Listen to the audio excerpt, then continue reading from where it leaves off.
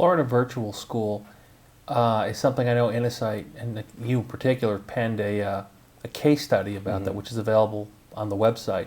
Could you talk a little bit about that? Because I don't know that everyone's familiar with Florida Virtual School. Absolutely. Florida Virtual School was a virtual school that was created in 1997.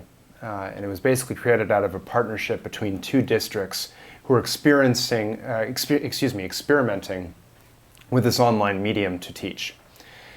And they got a $200,000 grant, that was it, to create a statewide internet-based school.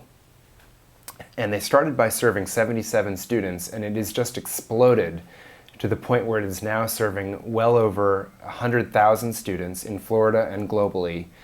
And it's a public entity. So it serves students in the public schools with supplemental education, but it also serves homeschool students and private school students inside Florida. So it has reached across all sectors of education historically, from the independent schools to the public to those who have opted out, which is really interesting. And it basically operates like an independent entity that looks like a district, but with very different metrics and funding mechanisms behind it that are unique to the online environment that help to make it more student-centric.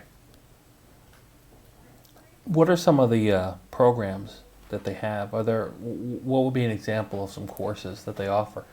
So the Florida Virtual School offers a full complement of the typical courses that you would see in any high school, from U.S. history to different English courses, to AP courses, to math, science, and so on.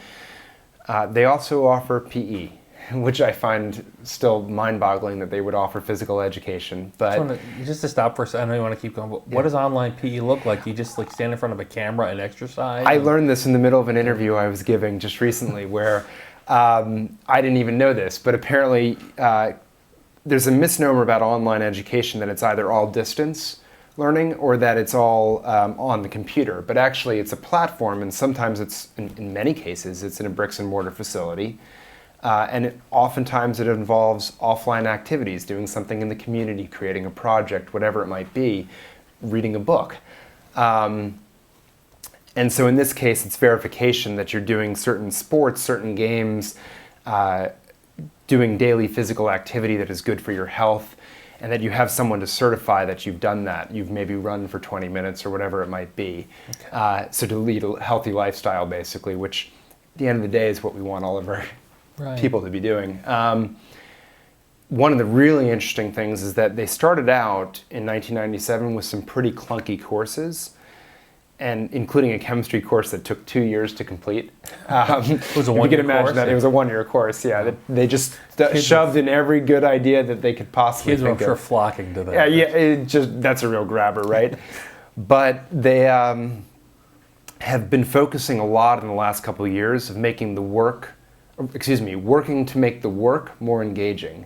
Working to make the work more engaging. And they came out with a video game-based American history course this past year, which is fascinating. It's called Conspiracy Code.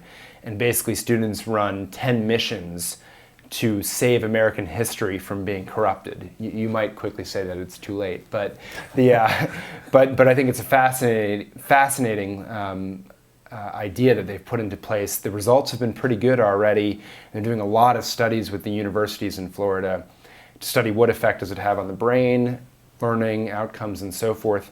And the engine that they created underneath this American history course, they're going to be able to launch a literature course and a few other humanities courses over the next few months that drive off of this engine.